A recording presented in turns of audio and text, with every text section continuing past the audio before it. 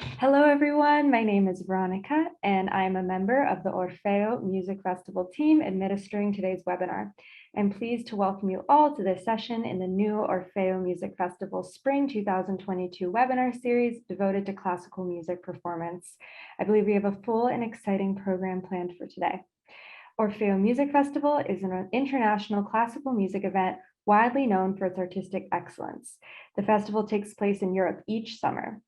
From the time of its founding in 2003, the festival's mission is to celebrate and promote artistic excellence with classical music performances of the highest standards and to offer superior education to the new generation of musicians with world-class artists to nurture creativity and build lasting human and artistic bonds. I would like to encourage you to subscribe to our YouTube channel where we will be posting the webinar series. And of course, please share it with anyone who might be interested.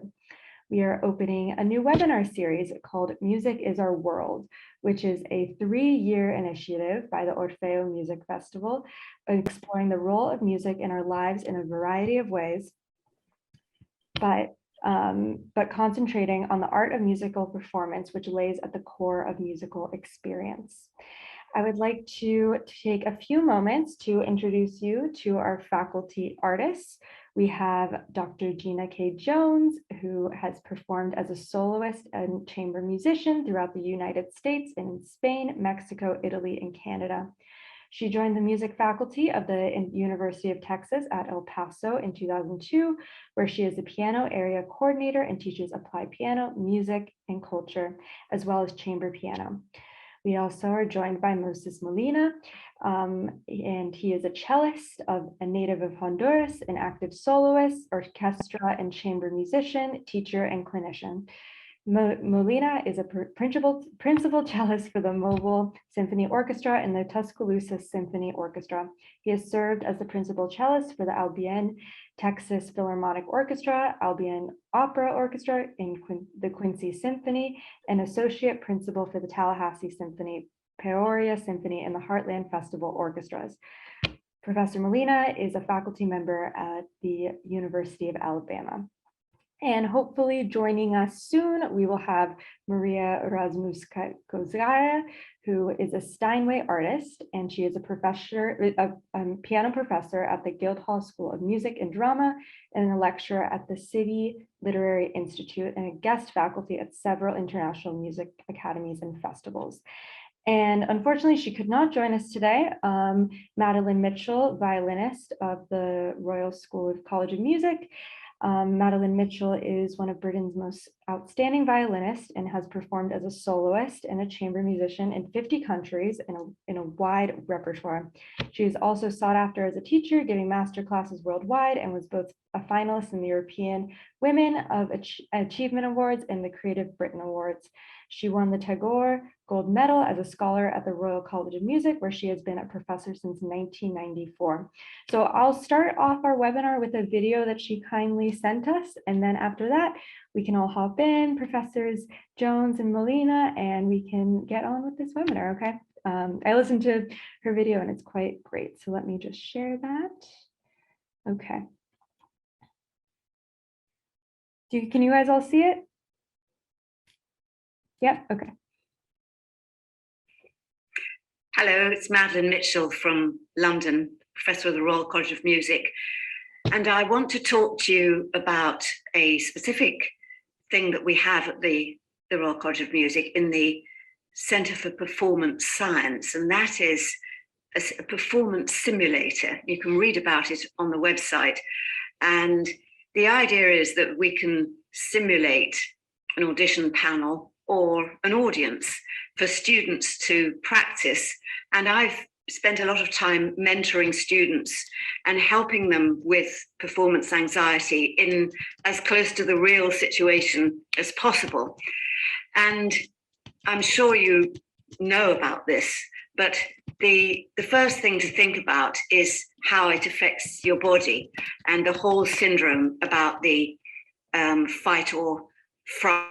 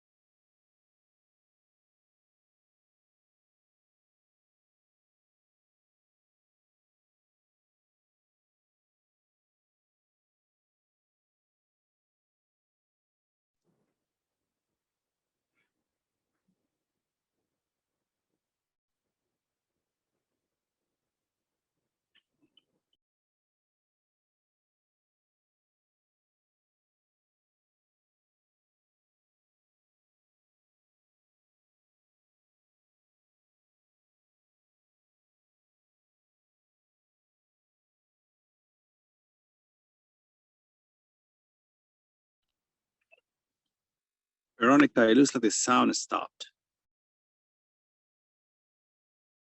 We practice. That's why we do what. Does now that work? Is that better? Yeah, okay. Let me Yeah, go back a bit. Make sure that you're not Did it get to this tree point? roots. Or if you're sitting, then really sitting on your sitting bones. And then Did you guys hear this part? Here, I'll start from here. I think I'll do that. I think we are about the simulator and that she has been mentoring students. Okay, so sorry about that. What happens? The adrenaline makes the blood go away from the extremities, so you get cold hands. It goes to the main muscle so that you can actually run away.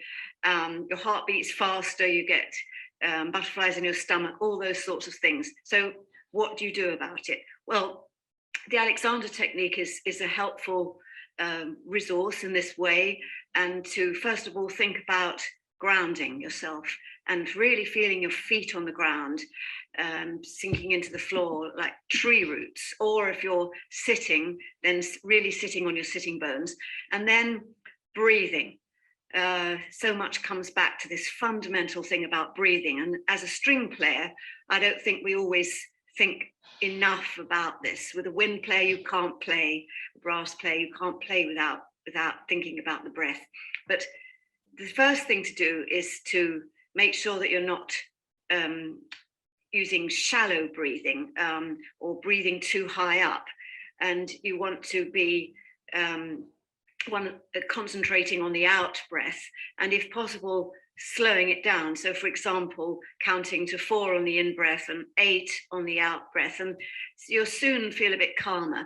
And then mentally, psychologically, really to think in advance about a situation and think why you're doing it. I think it all comes back to the love of music, and that's why we practice, that's why we do what we do. And I think the first thing to do is to really think about how you want the music to go, and to sort of program yourself to visualize, to hear exactly how something should go, so that you've programmed yourself, so that then in any situation which might be potentially stressful, you've got this clear vision of your performance. And then also books like The Inner Game of Tennis, which then became The Inner Game of Music, is also another helpful resource. Lots of great ideas, and there's an awful lot of information out there on the web, but there's nothing like the actual experience. And I think a few suggestions to actually practice performing. I know that sometimes students, they practice away in their practice rooms, and they sort of stop when it goes wrong. And I think it's important to have the building time, but also an interpreting time, but also to say to yourself, right, next Friday, which would be the time of my recital, say, or an exam, I'm going to play through my piece no matter what, if possible to a friend, another student, a family member, or if not, then perhaps to your phone and record it, so that you have a sense of performing, and maybe wear the clothes that you're going to wear for the performance that's coming up. So you actually practice performing. And then be kind to yourself and put it in the perspective of what's happening in the world, for example, and think, well, you know, to sort of not worry too much about mistakes and so on, so that you can build your confidence and hopefully enjoy what you're doing. I think that's one of the most important things. Great. So thank you guys for listening to that. Sorry for the technical difficulties, but yeah, have at it, professors and anyone who's joining in. Let's make it a free, open discussion if anyone has any questions. I can jump in, Veronica. Can y'all hear me? Okay. Yeah, I think Madeline has a lot of great points there. They're very similar. I thought so, but you know, I think that performance anxiety, because I have it, I've always had it,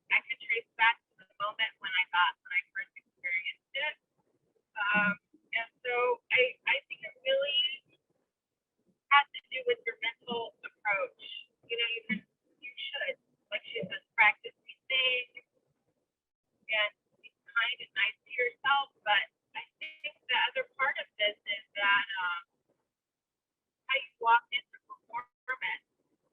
If you're coming from sort of a traditional background where you're feeling judged all of the time, like we go to these lessons with our teacher, we offer what we're playing, and they kind of rip it apart. Or we go to a performance and we're have colleagues or other classmates, or there's a weird sensation of competition somewhat.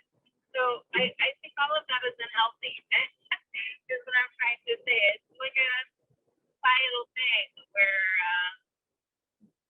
the idea that we as musicians are perfect from the beginning note to the end note, to the way we look, to the clothes that we wear, all of this is so objectified, and it's a hard road to walk. So finding the inner strength through all of these things that you mentioned, practicing, recording yourself when you hit the record button, all of a sudden your heart rate goes up because that judgment zone of there might be an imperfection, God forbid, that might be there. Getting used to that, getting used to making friends with the fact that you can't control everything. You cannot control everything that goes on. And so practicing, like she mentioned, and just being okay with being human, I think is not only to be human to do, but the kind of ideology that we as musicians and we as audience members and we as music critics and we as, this as a world in general could be a little bit more flexible with.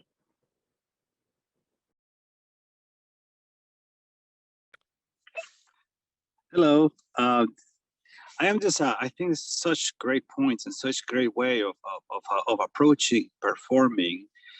One of the things that I have found is in teaching in my own performance is being able to make a difference between who you are as a person and who you are as a musician.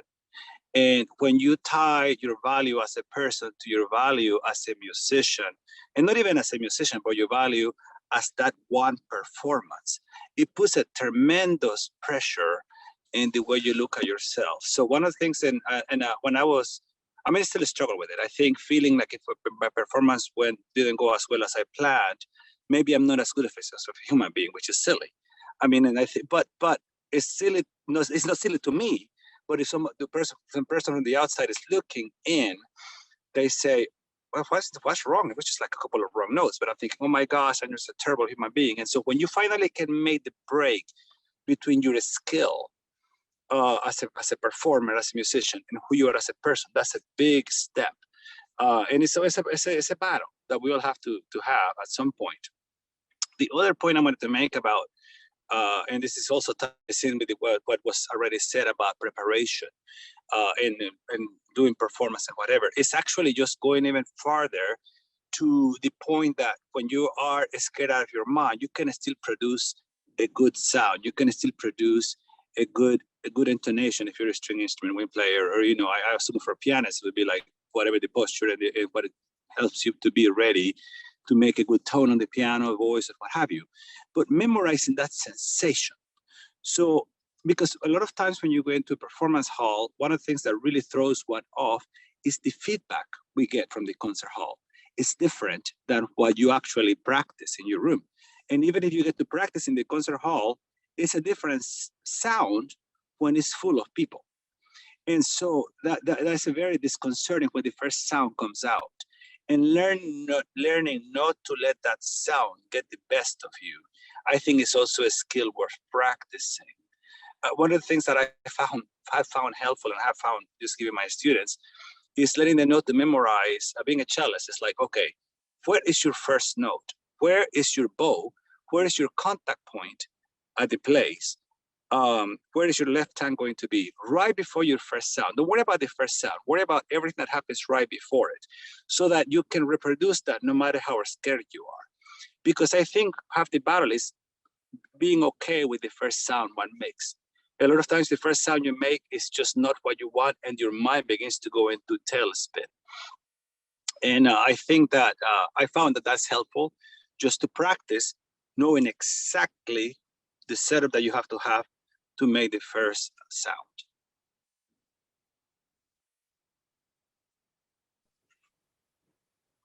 That's a great point. You reminded me of a couple of things from Professor Molina. Nice to meet you, by the way. Nice to meet you too. Yeah. A couple of things along the path from different teachers, from different performers. This is something that I've always sort of struggled with.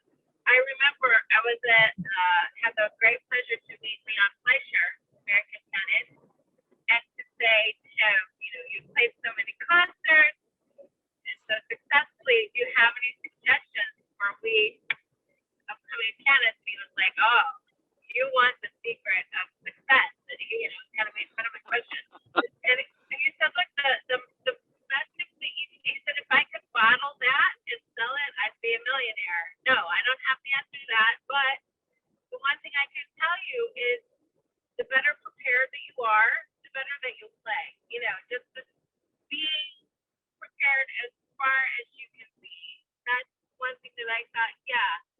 I also had another teacher. Her name is Lydia Artemieu, and she said you could never be over prepared. And I took that to heart. Maybe you could overthink things, but that idea of preparedness as far as you can go, because there are so many things that you can't control. Life performance. That simulation, there's something, when any basketball team starts or anybody gets out of the gate, there's something with that heart rate that is just exciting. It's adrenaline, excitement. And to be able to control that and to calm that down, somebody suggested to me to run to the mailbox, run out of your house or out of the school, whatever, and run up a flight of stairs or something, come back down to the piano practice room and to your piano, because this is the same sort of fluttering that your heart and your shallow breath could have. You could experience that just from anxiety, and that taking that time before the first note comes out, as you're mentioning, calm your heart down. Who cares? Who cares who, the expectation of that first note? Take the time to create your space and breathe. And the last thing that I'll mention is from my teacher I had. Her name is Marion Knox. She said, "Look, when you come on yourself,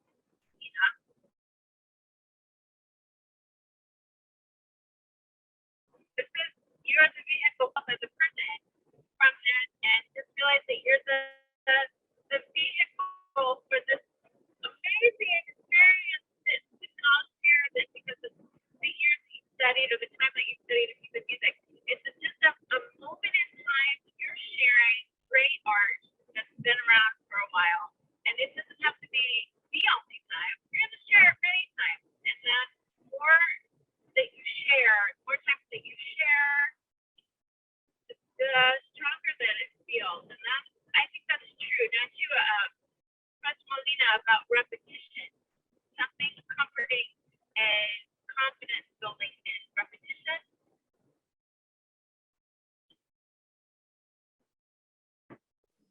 Yes. Are you asking me about repetition?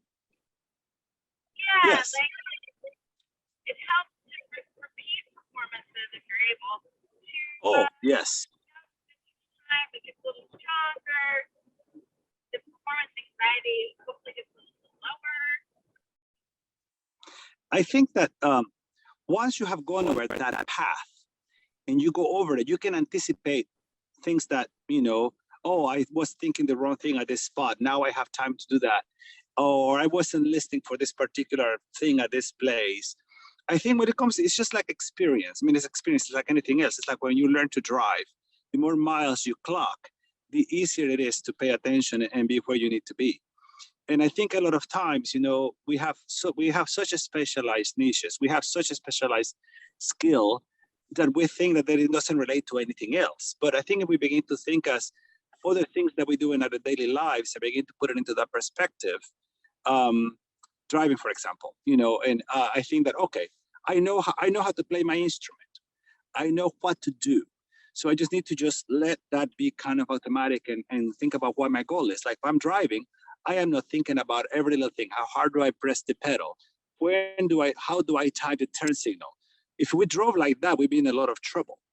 And so when the students struggle with that, and when I struggle with that, I try to bring the confidence they already have in another skill and try to put themselves into that place and ask themselves, would I play my cello? Would I drive as I play my cello? And invariably the answer is no. It's like, no, I mean, I'm confident, I don't think about it. And so get to that place. I found that that is helpful for them. And it comes with repetition, with the experience, what you mentioned earlier of being able to do it several times and anticipate potential problems. Places I'm never gonna forget. This was like when I was talking about this with a friend. One example of where I had high anxiety was that I was playing select movements from Romeo and Juliet by Prokofiev, the solo version for piano, just a few movements, sandwiched in between two really excellent Russian pianists who were playing Russian music at Orfeo, and I was French in the middle, and I didn't have the pieces learned as well as I should have. And I was sitting there thinking to myself, what am I doing? Why am I, and so I didn't have a very strong performance. There's a picture of me. I wish I had it on my phone. I'd share it with our audience where I was just looking like I wanted to be anywhere but there in that performance right then and there. And it was not my greatest performance, and one that I learned a lot from. And it was just me sitting there second guessing myself the whole time. I'm not worthy. I'm not worthy. I'm not worthy, which was not fair to those two pianists, the audience, or myself. Of course, everybody brings their own thing, and even in that weekend's moment, I was able to say a few musical ideas. But yeah, it's amazing what the mind can do. Even if you've done all of these steps and how you play and how you prepare. So I think it's just important that we realize the power of positivity, the power of our own strength, the power of allowing ourselves, even as professionals, to learn and to be human in front of others. The recording industry hasn't helped us. You just go back and scrub all of our little mistakes and just sound like we're just, Dan Clyburn if it's me and public stalls if it's you. We could just be so fantastic and wonderful, but it's just not the reality. So I think after today's little talk, I'm going to be on this effort to try and change our minds about perfection in live performance. Not that we don't try for that, but that we're just a little bit more accepting when we're all in this game to still learn and grow. Does anybody have any questions, maybe, or a thought? One thing I thought about in terms of, I don't know, just a quick thought here. One of the things that occurred to me over time is that the audience do not want to see us fail. We may think that there are people that want to see us fail and they go to look at our scores and see how many notes we miss. And there may be people like that in the audience. But at the end of the day, those people don't matter. The people that matter are the ones that were there to be touched by your music. And I think if one is uncomfortable on a stage, they will be uncomfortable watching us. And I think learning to let that, okay, I am here to do this. Music transcends me. Music transcends my weaknesses. And really give our best performance for the sake of the people that came to hear that performance, rather than worrying about the detractors, if there are any, because there may be not detractors, or even the people we think maybe detractors, they wouldn't even be thinking about us. I think that helps us to really just focus away from us and the art and what we are there for. Anyway, that's just a quick thought about.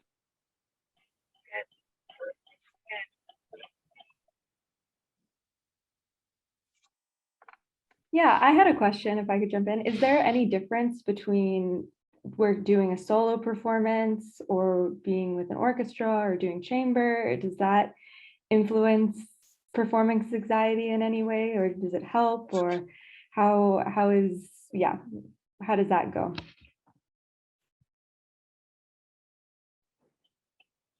Well, I can answer that, Veronica, real quickly, just from my point of view.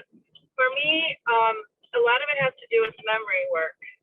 So when I'm playing, especially as I get older, if I'm playing from memory, and this goes back to that first, I mentioned it, the first time that I experienced performance anxiety was revolving around the memory slip. And I have a teacher who said, you know, if it's not broken, don't fix it. Like, don't approach this subject of performance anxiety until there's an issue there. And as a professor, that's a hard, I don't know how much of that is good and how much of that is not helpful anymore. If really we have to just sort of talk about these things. But for me, it's memory slips. So solo performance or like a solo with the orchestra, for me is the highest anxiety level.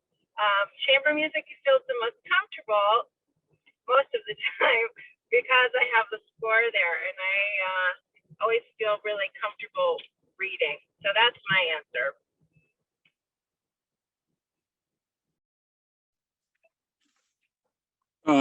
Same for me in terms of it's memory work as well, especially as I get older.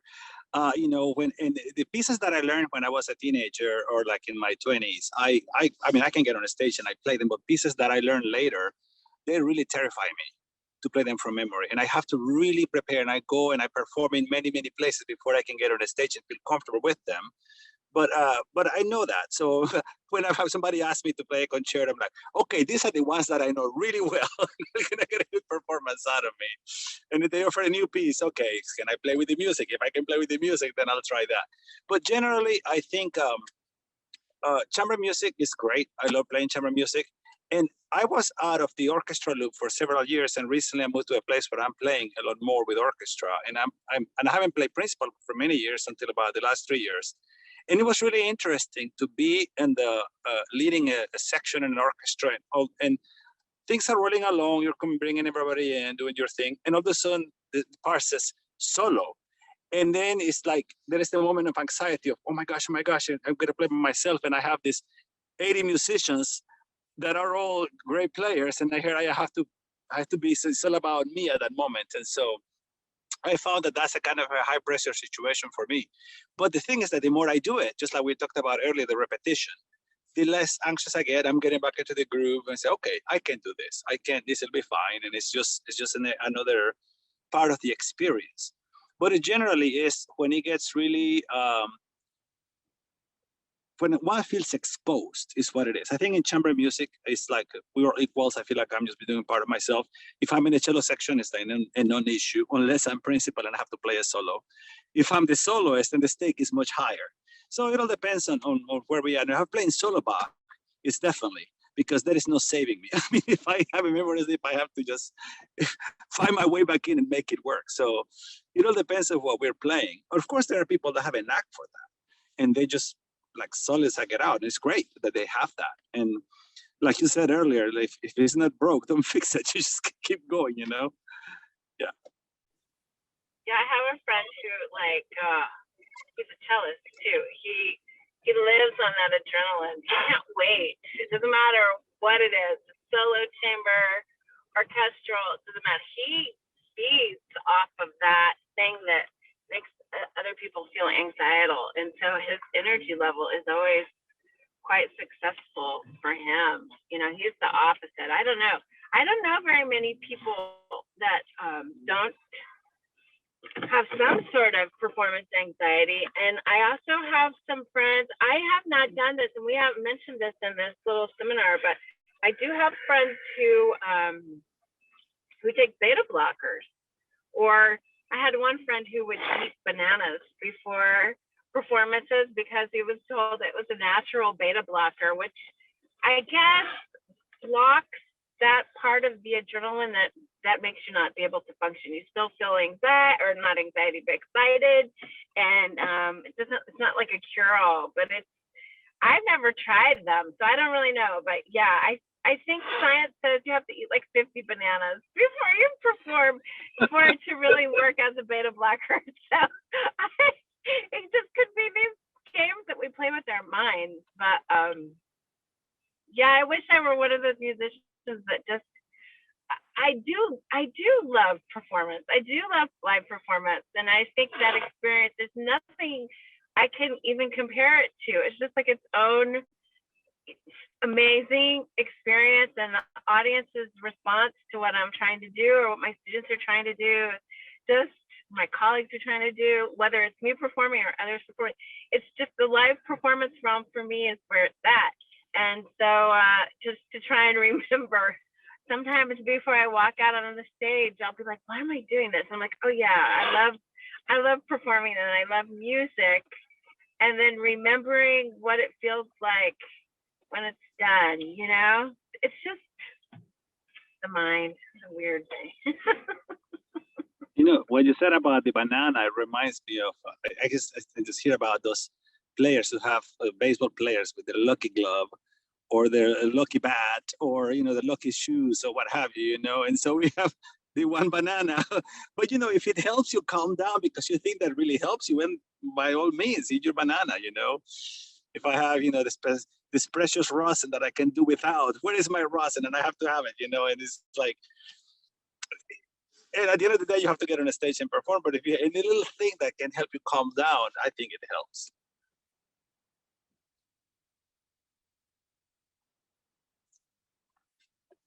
Do you have any more questions?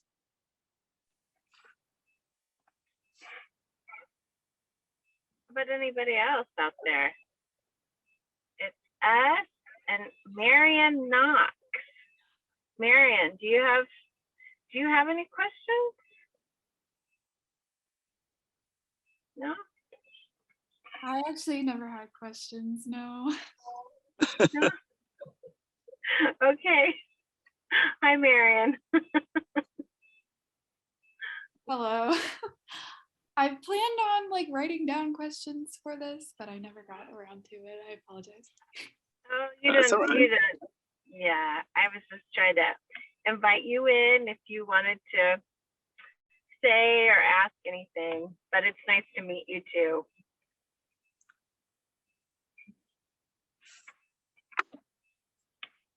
Marion, what's your instrument?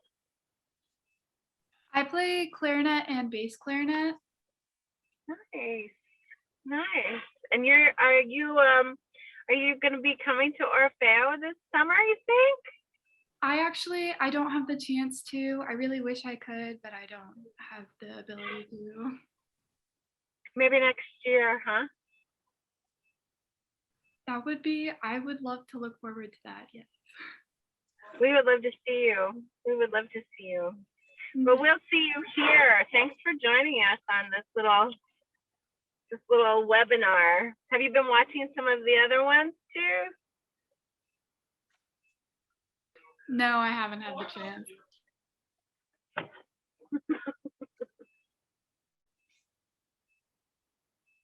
Yeah, okay. I guess I thought of one. What's like another thing that you would do like in the middle of a performance, like not thinking about it beforehand? Not a preparing wise, not right beforehand, but just during it. If it just hits you all of a sudden, you're going in, you think it's going to be okay, and then you see the lights come on you, and then the performance anxiety comes. Is there any in the moment practices that you do, any things that you think of, anything you do with your body, anything like that? You know, Madeline said something, it was touched upon this, in the idea of balancing yourself, of being in the moment, feeling, like sitting on your bones and then just letting go. All these things really help. I found that when I get nervous, I stop breathing. And just breathing is a big help. Exhaling. One thing I have found, and I think that is really an interesting practice, and I was in a master class with Alexander Trenik a while back, and it just hit me.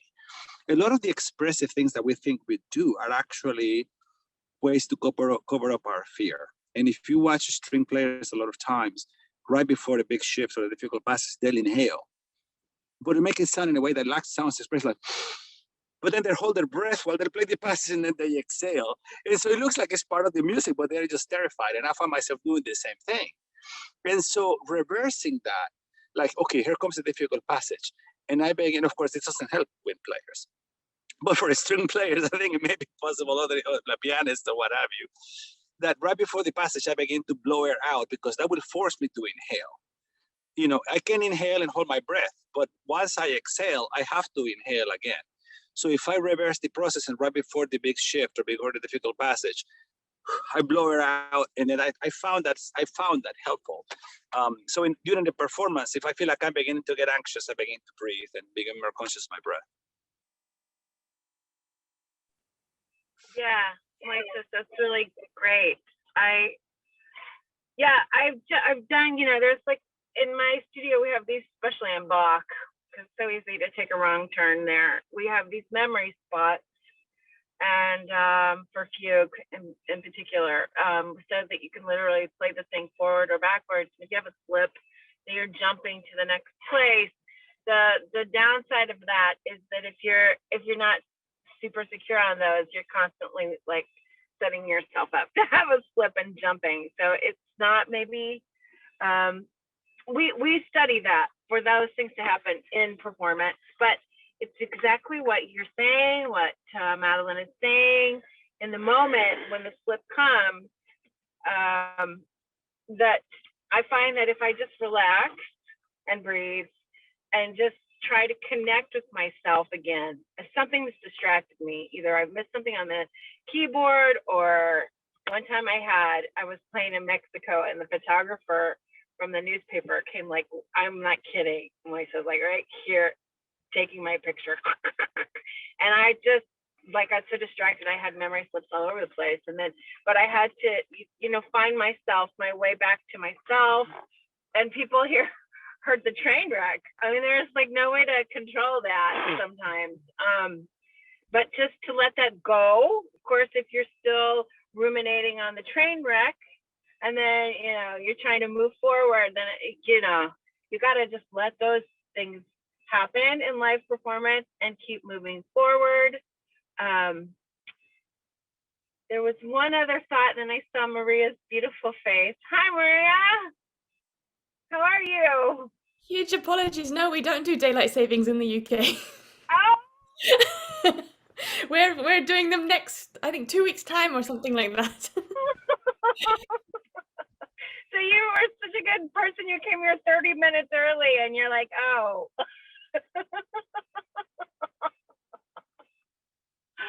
Oh, Maria, Veronica was asking us, like, if you have a slip or you have performance anxiety in the moment.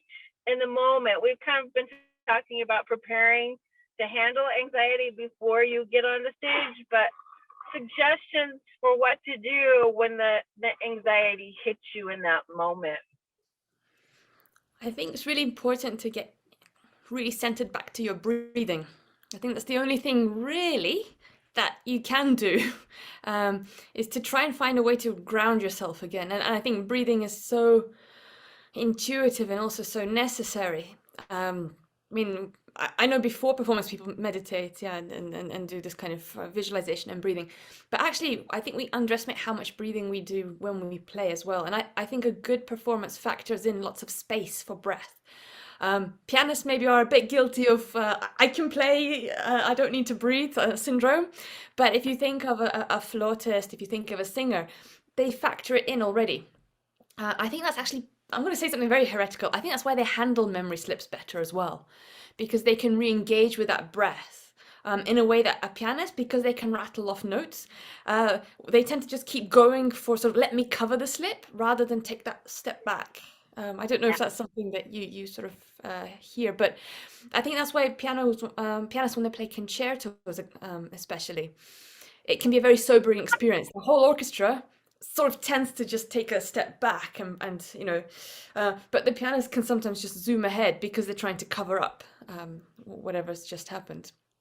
I think. No, I did have another thought because I don't know, Maria, if you have met Moises, we're talking with. He's here too. He's a cellist, and so something that he mentioned, and now you two, you both were talking about breathing. Like that's something so essential. I had a piano teacher who, not like Glenn Gould, okay, but like if he felt anxiety, he would just, and even in chamber music, this is how I heard it when I was turning pages for him one time. His name is John Nauman.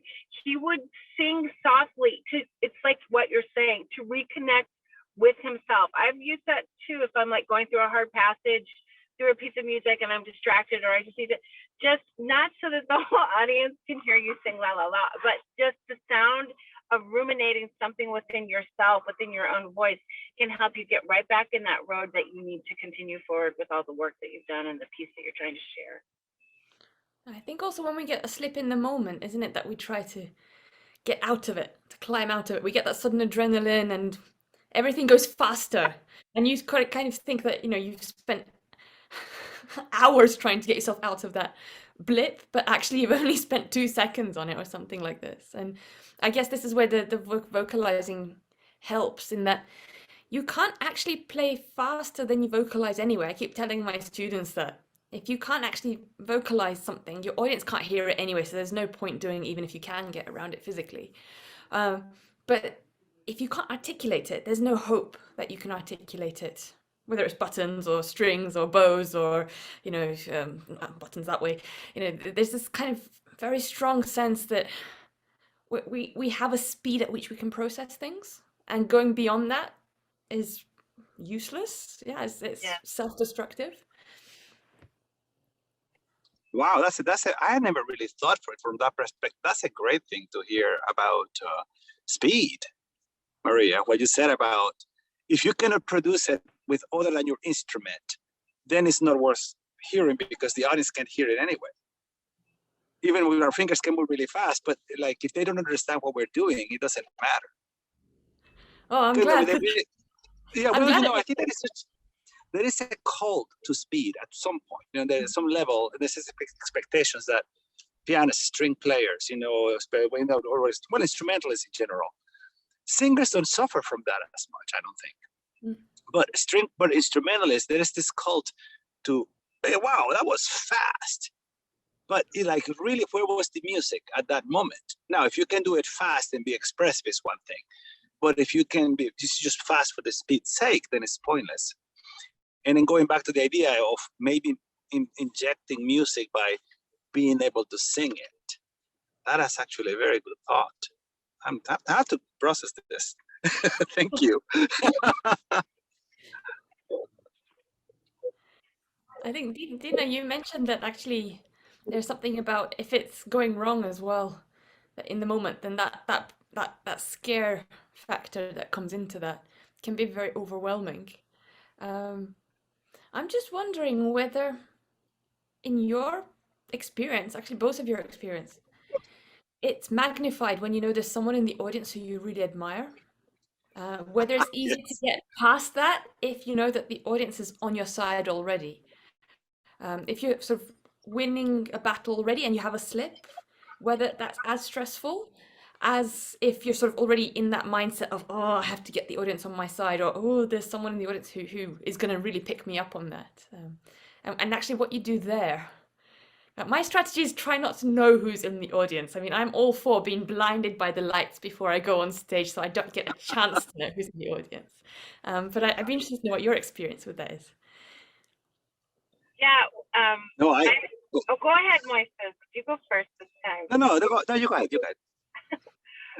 Maria, we were talking about this a little bit earlier. It's that sensation of feeling judged, right? And so that's part of our study. Our teachers are judging us, giving us grades. We got to pass this jury or do this recital, or, and then always trying to better your skill, but you're always trying to get approval of that authoritative person, whether that's your teacher or the music critic or the colleague in the audience. So that's just a mind game that you play with yourself. I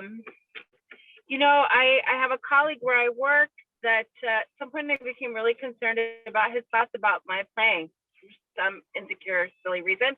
And so I would go to play my most difficult piece on my program for him before the actual program, just to get that sort of cancerous thought, really negative, insecure stuff out of my mind, so that, if that's the fear, then You know, I had another friend who she has performance anxiety, and so she decided she would go jump out of an airplane, you know, one of those parachute things, because in her mind she told herself if she could jump out of an airplane, then she didn't care what anybody thought about the way she played the piano. You know, it's just how you can conquer those negative thoughts and dismiss them so they don't get in the way of what your intentions are, of the music, what the composer's intentions are. It's something that's so much beyond what you are as a person, and this is something that Moises mentioned too. So much beyond what you are as a person, you're just the vehicle for the great art that's supposed to happen. So those things definitely get in the way for me too, Maria. Out of interest, did the parachute work as a cure? It did, you know. Fearless. After that pianist was fearless on stage. Yeah. She was very good too, Japanese pianist. So she had like this really amazing lineage of technique, and you know, I always thought she was just so incredibly amazing without knowing that story. But she confessed, I have performance anxiety, and this is something that I did to confront it, and I haven't gone that far. I have a fear of heights. Besides being on the stage, I have a fear of heights. I don't think I can jump out of an airplane.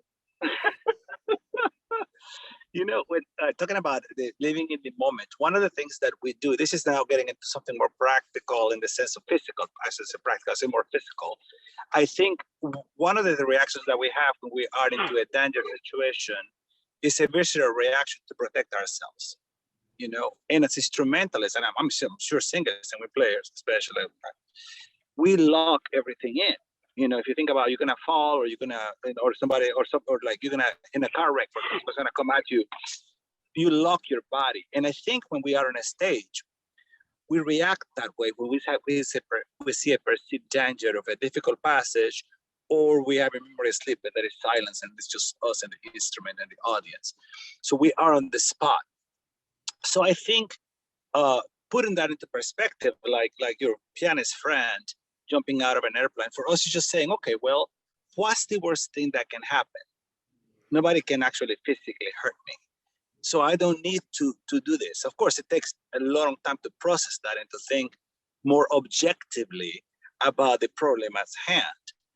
And I think that anything we can do to keep our minds clear, or like Maria mentioned, the breath earlier, anything that can help us, well, because we know the piece. I mean, the moment that this moment of sleep happens, it's a small thing.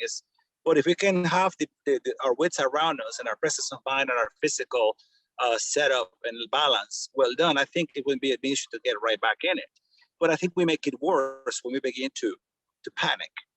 And I think being able to combat that, of course, it takes practice to do that. But anyway, I just thought I had on that. Out of interest, after the pandemic and coming back on the concert stage after being virtual for a while, did it make a difference to your confidence levels? Did it impact anybody in a? I've had really positive experiences, Maria, since the pandemic and coming out of the virtual thing. Was with Orfeo in Princeton, was my big return to the stage with dear colleagues, and this feeling, it was a shared program, so it wasn't just a 90-minute program of me playing by myself. It was chamber with some old friends and some new friends, and a couple solo pieces there too. That I had continued to practice. You know, I just had more practice time, I think. It's part of my prepared level was higher for me because of the pandemic. I was just, I don't know, playing music as also, I think, not only for the stage, but also just to help me through those difficult days. You know, music was a rescue for me. So when I had the chance to play with other people and without a mask and on the concert stage, for me, it's just been very joyous, and the anxiety so far, now that we're having this conversation, it might change, but has been secondary. You know, it's not been like it was before. I just sort of feel grateful to still be able to do what it is that we do. We're just so great. We're just so fortunate that we're able to be playing and having this webinar, and this world is so crazy right now, just to have these luxuries of self-expression during this turbulent time. I feel like blessed to be able to even sit down behind the piano sometimes. So for me, the anxiety has not been as bad. Did I just say that? Yeah. Yeah.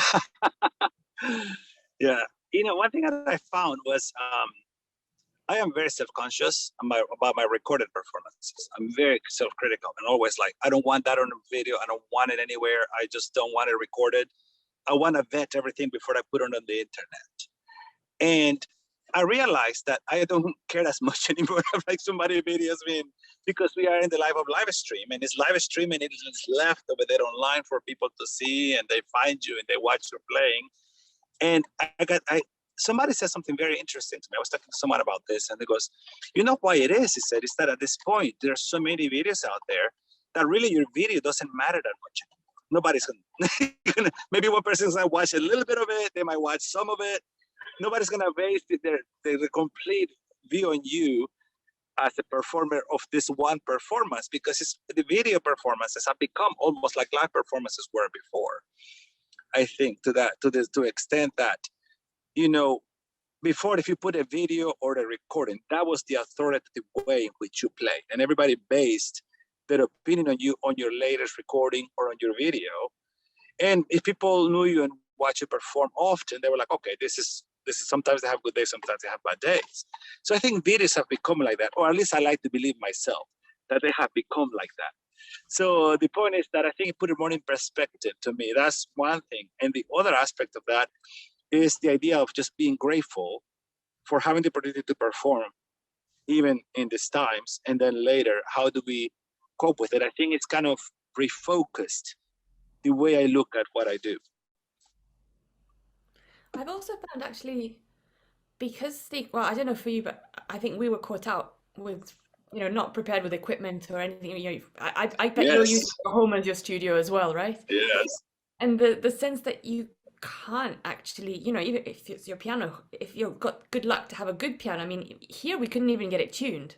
So we'd be playing almost 1.5 years on out of tune pianos if you were at home anyway. So that sense of it's beyond my control. I get a lot of colleagues here saying that they found that very helpful in a kind of healing way. That level of perfectionism got this sense of reality attached to it, which was quite sobering for quite a lot of people. In that I can't make this speak for posterity because it's what I had in the box. And I can't invest in other equipment, and I can't actually physically go into a studio or anything like this. And it's interesting to see how colleagues are able to pull that attitude into their live performance now. Some have gone straight back into this kind of perfection mode and the same level of anxiety, but a lot of others, I know that they're taking less rehearsal time to put stuff together because they're sort of already in their mind prepared that they will have stuff that won't go right, and they're more prepared to deal with it spontaneously rather than to obsess about it. And those colleagues are saying that how helpful they found that as a kind of just a release from that tension. And why they found it a release, I asked them, and they said, well, because the audience should be more tolerant to those mistakes now, because they see we're more human than maybe they ever have understood. They see that not everything is in our control. And I guess that sort of released something that, okay, they're not it goes back to Dena's judgment idea, right? They're not judging, they're actually on our side. And yeah, you do have to pinch yourself, don't you? And say, well, they're here for a concert because they want to enjoy it. They're not here because they want to heckle you, you hope. They have paid money, if they are paying money for a ticket, because they want to be on your side and to feel positive about what's going on. And you, Maria, which camp are you in? I've not had the anxiety. Well, I've not had the luxury of very many live performances, I think, compared to you, because our lockdowns here are much longer lasting than yours. I mean, you were out in Orfeo last summer. I feel very jealous. We were in lockdown. So we've only recently started coming out of lockdown and putting stuff together. Audiences are pretty small still for events, and it's going to take a while, I think, for confidence here in Europe to start coming up for these events. I've loved every minute I could have of it, of course, and I think that's that sense of I've not had an opportunity to play for a live audience. It feels overwhelming in a different kind of nervous way. It's not nervous for the piece as much. We'll always be nervous for the piece, yeah. It's been more nervous about will they like the level of intensity that's coming out, because I think I've got more rawness to some of my playing than I had before the pandemic, as in I'm willing to share more than I might have done before.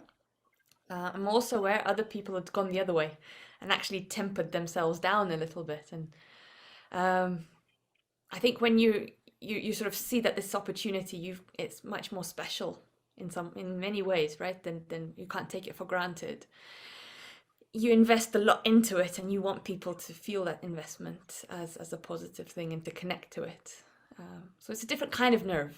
Yeah, it's But Maria, they will. They're gonna love you, and I love you, and I love your performance. And I'm surprised that you are here talking about performance anxiety, because I see you like a warrior on the piano and always able to express your ideas, whether it's playing or teaching. And Moises, I'm looking forward to hearing you now that I've met you, and also seeing your cello performance. I'm just really glad to have had a chance to just talk about this a little bit today with you both, and to meet the young woman that joined us. Marion. I forget her name. Marion. Marion. Marion. Yes. Thank you. And Well, I have to go to a concert. So thank you so much, you guys. And I'm gonna sign off. It's a pleasure to meet you both, and I hope that we can perform together in the future. Yes, nice to meet you. Have a good concert. Thank you. Yeah, so everyone who's joining us right now, there might have been a mix-up with the time change in America. There's daylight savings time, so we started an hour earlier. But yeah, Maria, if you want to stay, Dena, if you want to stay, I'm happy to stay here, and anyone can join in and ask questions about performance anxiety. And there was about an hour or so that we talked beforehand, but we'll be publishing the video for you guys to watch later. But for right now, we can just open this up for a free discussion. And whoever wants to stay on can, but yes, sorry about the mix up with the daylight savings time. Dena, No, Maria, I'm sorry, but I have to go. We are traveling. My son and I are traveling to my parents' house from El Paso to Illinois, and we're leaving our dogs with a dog sitter in the meantime. So you guys have to take over and talk some more. But Maria, it's so good to see you. And I hope to meet everybody else later. Veronica, thank you. Thanks for everything. Thank you. Thanks for joining us. And yes, I'll repeat again, sorry for the mix up with the daylight savings time, but we have a lot of us here, so we can open up to a really nice discussion. And for any questions you have about performance anxiety, we're here. Veronica, do you know if Madeline is coming? She's not. She had a video that she sent in that I will be happy to play right now for the new people who joined. She had a really nice, beautiful video about performance anxiety and shared some nice words. So I'll share that with you all right now, and then we can get into more of a discussion. How does that sound? Okay.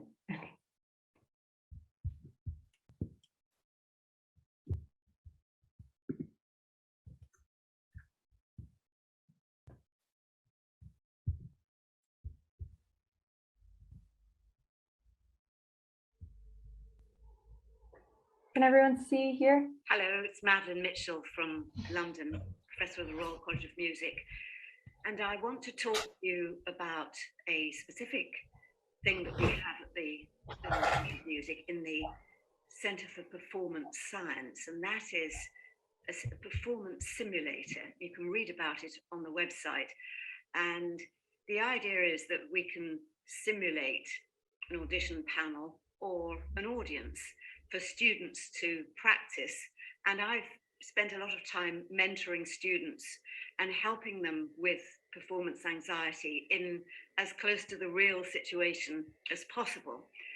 And I'm sure you know about this, but the first thing to think about is how it affects your body, and the whole syndrome about the fight or flight syndrome, which is that the primal response to fear is to run away. But of course, we can't do that. So what happens?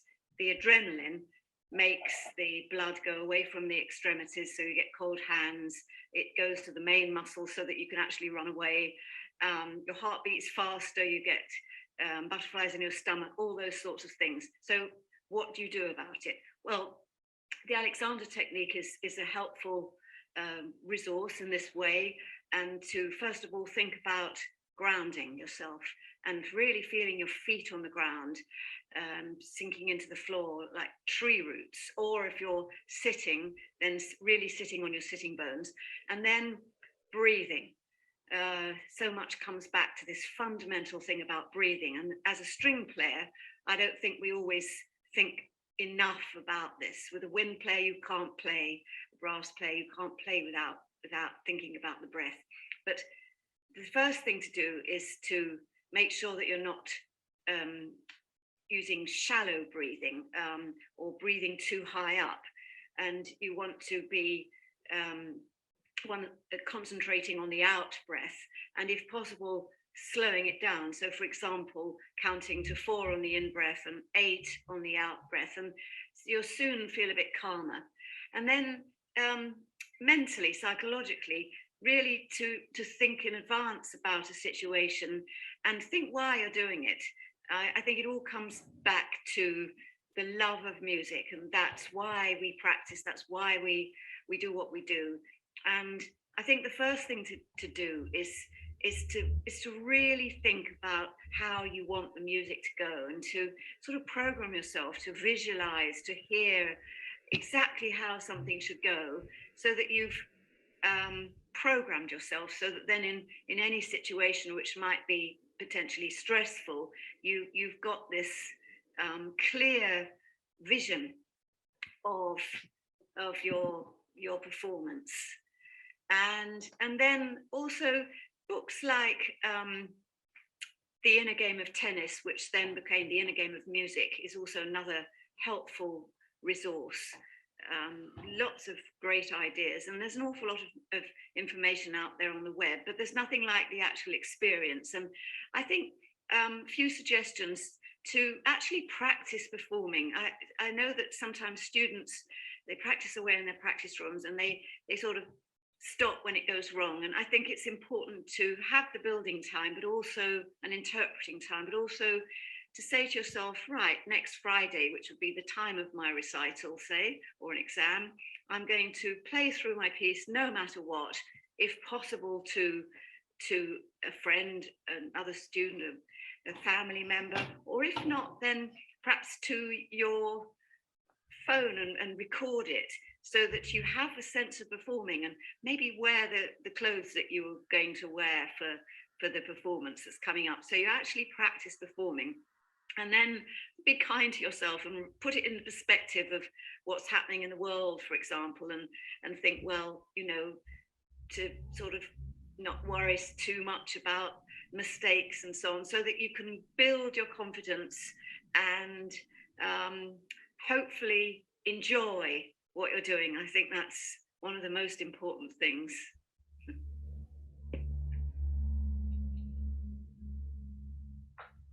Great. Thank you, Veronica. Can I sort of take ideas from that and Yes, share? please go for it. Yeah, we'd love that. I think My colleague has done a very beautiful video with lots of really interesting points, and I hope that those points are useful to everybody here as well.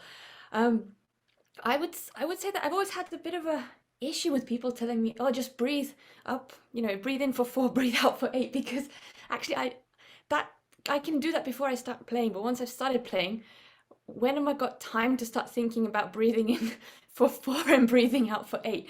But by that point, I don't even know how to count to 4, to be honest. So it's trying to figure out what level these techniques can actually help in a piece or not. So what Madeleine was saying is really relevant to how you maybe prepare yourself just for that moment before you sit at your instrument. I think everybody in this Zoom meeting is a pianist. So I will I will assume that we're all going to be talking about pressing buttons rather than singing. When you've got buttons that you can press, we do forget about our breathing, I think, much more than other instrumentalists, definitely more than singers. It's almost too easy. And I think that's where a lot of our nerves come in, because we don't have necessarily the mechanism to take that time. Madeleine was talking, breathe in for 4, breathe out for 8. What can be the equivalent in the middle of a performance? Because that's when nerves generally kick in. You see something fraying at the edges and it starts to gnaw at you, and then that's when the nerves start to grow and you can't sort of say, right, hold on, I need to do some meditation. So it's how you can manage that until your next marker point where you can take that breath and reconnect yourself with the instrument and where you are in the music, and even physically in the space. Just reconnect yourself that actually I'm fine, I'm here, I'm still sitting behind the piano, nothing's changed in that respect. And I don't know how often we actually do factor those places into our own preparation. If you're a singer, you have to work out where you're going to breathe. You can't not work it out. You won't get through your performance. If you're a violinist, your breath is your bow. You can't fit in more notes into your bow than you've worked out. On a piano, because we just can endlessly go right, left, up, down, we don't necessarily think that we need to leave that space. So I think it's really important to try and find places in your piece where you can musically hide secret breathing points, which they make sense musically, but actually they are your hidden weapon from your audience. This is my time. This is my time to reconnect if I need to. And the trick is not for the audience not to latch onto that. It's not to realize that that space in that phrase is your point at which you're actually reconnecting yourself to some kind of stability. I don't know how interactive you feel. Are you all going to sit on mute? Because I was going to ask how often in a piece or what kind of areas in a piece maybe might seem good opportunities to take that step back. Rather than me offering mine straight away, I was wondering if there were any thoughts. But if you don't want to come off mute, that's fine. I will just share you mine. Before big fortissimo passages is a great place to plan space.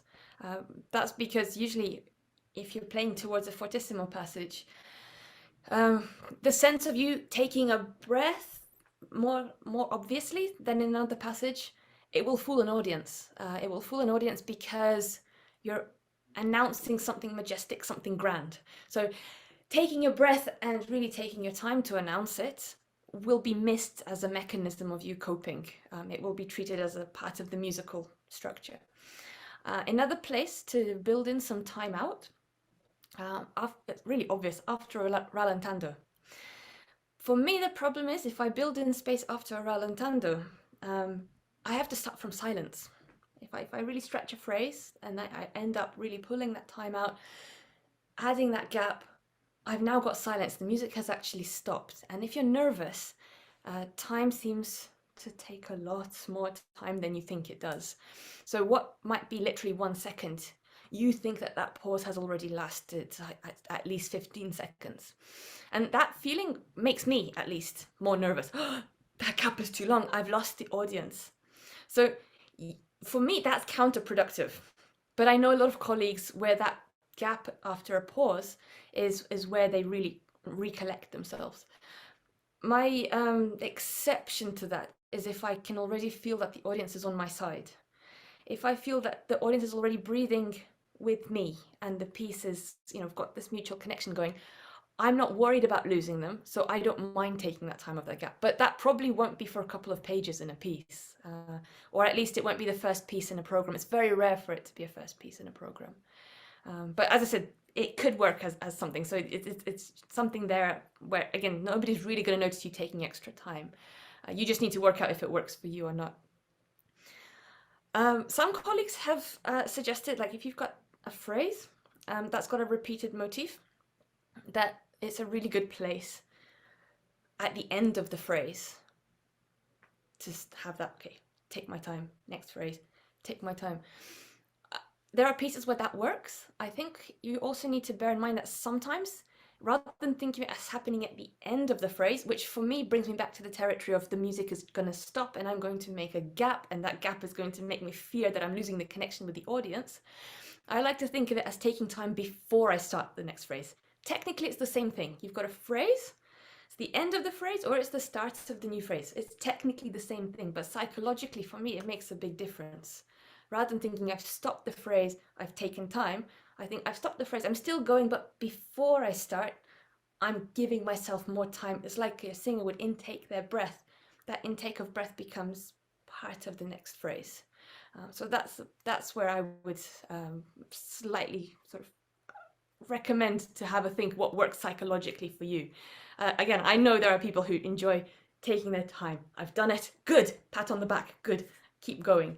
I'm scared of silence in that way. And I think that thinking it as a beginning of something when you're nervous is more helpful than adding to nerves of, I'm going to break some kind of line. Other than that, breaks that you factor into a piece, perhaps between movements. This is a really difficult one to think of, because if you're playing a recital or even between pieces, what you mustn't do is to try and use that gap. It's a pretty big gap, but you mustn't use that gap to consider what you've just done. So never bring past experience from one piece or one movement into the silence between the two pieces. And that's very difficult to do, because if you are playing something and you're trying to connect between the movements, you're trying to drag something of that music through into the next passage, especially if your movement says to play attacca. It's very easy to drag the problems of that movement ahead. Also, if your movements are motivically linked, if you're thinking already that there's a motif from the end or a key from the end that has a particular significance to the next piece, again, it's very easy to drag those problems into the next one. Applause can be in two ways, good and bad. In one way, you hear applause, it really breaks you from whatever happened in the previous piece. It can make you feel good about the next piece. Sometimes applause can also add to the nerves, I guess, because you've actually broken your sense of line in a performance. You've just got into this sort of, okay, I'm not feeling nervous, I'm actually communicating what I want to communicate. The music, it has found its state of flow, or however you want to call it. Suddenly you've got to stop, people clap, you've got to stand up from your instrument, bow, do all this kind of faffing around, and sit back down, and you've got to start again. And that can be terrifying. I mean, I know audiences want to sort of applaud you and say how wonderful something was. Sometimes it's the moment I dread most. I almost want no applause sometimes. Just if I found the sort of the flow that I want the recital to take, just let me get on with it, and then you can tell me at the end. So it can be good or bad, and you just have to, Madeleine was saying experience. Your experience of playing to other people will tell you which direction psychologically you will fit into.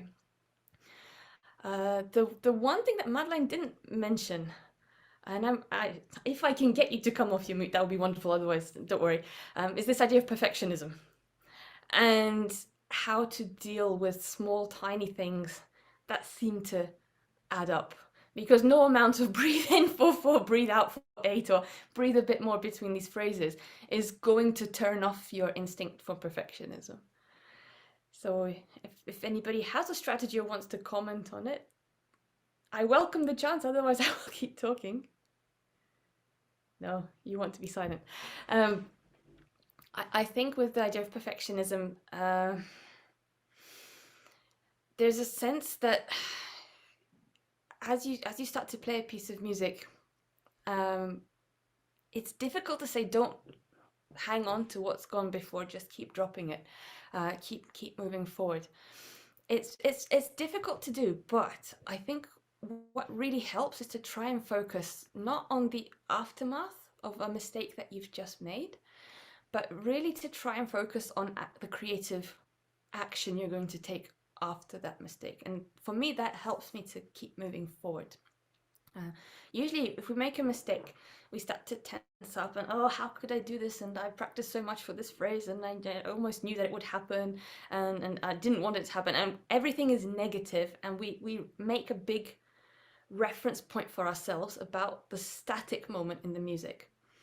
An audience only really latches onto things when things stop. If the flow of the music stops because of a rhythm, or the flow of the music stops because you've played a wrong note, usually more rhythm than wrong note. If the flow of the music stops because you've had to skip out a particular section, that's something that is noticed. When an audience starts to get on your side is when they can try and see that what you're doing either confirms a particular expectation or it denies a particular expectation that they had. So audiences latch on to creative actions.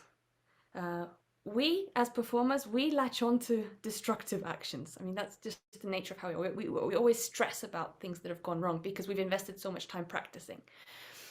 Audiences, for the large part, don't come to hear you because they want to hear you make a mess.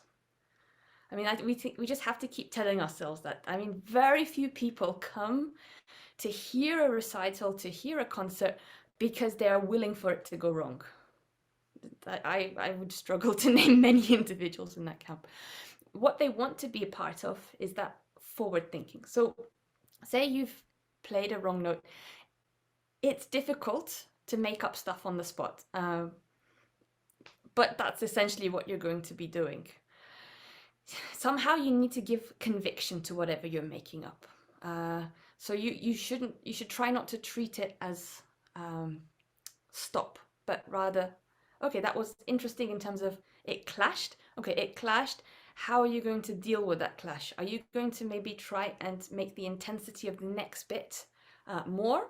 Are you going to take a bit less time into the next section? So you've got a clash, you move forward, you move the release that the audience feels later on. You're trying to shift the audience's perception of how significant that event was. You're trying to make them feel that actually there's more important stuff happening now rather than give them the space to process what has just happened. I don't know if that makes sense. You try to fool them that actually there's something more important that's just around the horizon, which literally means you don't stop playing. You keep playing. Even if it's more wrong notes, in many ways they'll be forgiven more than that complete stop. Do you find most of your sort of blips happen because of a wrong note or wrong rhythm or wrong dynamic? Is there a way to work out what happens? Is it you just play and suddenly there's a wrong note? Or is it you're playing and you're dissatisfied with a particular direction of the phrase, a particular dynamic, a particular articulation, and then the wrong note happens? See, you can stay on mute. How many people play and then suddenly there's the wrong note and they think that's out of the blue? I totally didn't expect that. That happens to me when if I play to, for example, to an audience at City Lit or somewhere, and I'm playing a piece that I know really well, but I'm very, very nervous. I make completely new mistakes, you know, that I've never made before. So I don't know. I've never found out how to deal with that, really. Do you find that there's a pattern of thought before the mistake, or is it really totally out of the blue that suddenly there is a mistake and you didn't even see it coming? I think what's going on in my head is I'm going to make a mistake. Yeah. It's not out of the blue, right? Yeah. So then I'd start making mistakes. The thing is, what I find really difficult is that when I start making mistakes, my concentration goes out the window. and it becomes a bit of a rolling thing where I think I'm actually going to make another mistake. So then I make more mistakes. So in that sense, that mistake isn't out of the blue. There is something going on before you make that mistake. So in this case, it's the fear of making that mistake. And you know, I think I'm with Vicky, which is when actually performing, which of course is also at City Lit, which is nice. The mistakes I make include a lot of mistakes I've never made before, and things go wrong in places that never gone wrong before. It just seems to happen. I mean, I'm going to share something that my driving instructor told me. I've always steering in the wrong direction, saying, "Why are you steering that way?" And I said, "Because I'm scared to drive into that car." He said, "Well, if you look and are scared to drive into that car, you're precisely going to drive into that car." It really changed something in my way of actually playing the piano, actually, because I realized he's right. If you're scared that a mistake is going to happen, you're pretty much guaranteed it will happen in that place or round about that place. That mistakes mostly happen because we don't have total control in that passage. Whether that's because we haven't practiced enough, but that's not the case with Vicky, right? Because Vicky is saying it's not places that normally happen. When you start thinking, this is going too well, I'm going to make a mistake, I'm bound to make a mistake, it's going too well, how come I'm playing so well? At that point, you've lost that control. Oh, Jeremy recognizes this. How is it that I've played so well? It's this little voice on the back of, this little devil that says, okay, it's going fine, something must go wrong now. Then you think, well, what usually makes it go wrong? It's usually when I think of the next note, and then you think, I'm thinking of the next note. And then it happens. But in your practice, you wouldn't be thinking of that next note. There was no reason, like Vicky's saying, there's no reason for you in your practice session to think that place is going to go wrong. So you start inventing your own problems as you go. And of course, in a highly intense situation anyway, adding problems is the least of what we should be doing. But we all do it. I mean, I know for if I'm playing chamber music, the worst place is page turns. And I can turn my own pages for chamber music. But I know that as soon as somebody says to me, "Oh, don't worry about turning for yourself, I'll get a page turner," that's it. I'm guaranteed that I'm going to make mistakes all over the place because I'll be starting to get nervous about the page turner not turning the page. I would have had no problem whacking the page, playing, that's it. That's how I practice to do it. But the fact that somehow I don't need to worry about it means that I now worry about the person who is worrying about it. That loop isn't something I've practiced. That's not something I've had in my sort of safe environment at home or in the practice studio. Adding it in a high stress situation is guaranteed to go wrong. You're adding an element that wasn't there. And we don't go on stage unprepared, we hope. unless it's a very unkind situation where please sight read for me, but we hope that don't happen too soon. Sorry, Vicky, did you want to say something? No, sorry. No, it's okay. Masaya, I'm wondering what because you're nodding. Yes, what you are saying is absolutely right. But sometimes it happens to me unexpectedly, something goes wrong and then I get distracted. But because I got disappointed from that moment, I would lose kind of energy to come back and then just like reconnect myself, and then I don't know. What I'm saying is how much you prepared, it happens, and then probably you get disappointed or you get more nervous. I don't know how to deal with it, and then when I look back, that situation it's given me kind of a fright, and it might happen again, maybe not, but it's just like a kind of psychological thing. It's nothing to worry because it happens to everyone. It happens very often, but I don't want that kind of disappointment. That's what I meant about trying to turn it into a positive space, that something has happened, but how I then treat the next couple of seconds that can be even more exciting than just having played it straight. I mean, it doesn't feel like that when you make a mistake. It really doesn't feel like that. But if you can try to each opportunity you have to perform, I mean, how often do we hear clean performances?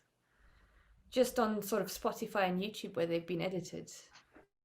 The reality is, even a symphony orchestra is going to have bits where the sections are out, so the strings might start in different places. Then, I mean, if you watch a conductor in that situation, their gestures suddenly grow in I mean, I've probably given you away the secret now, how you know that you're watching an orchestra concert where it's going badly wrong.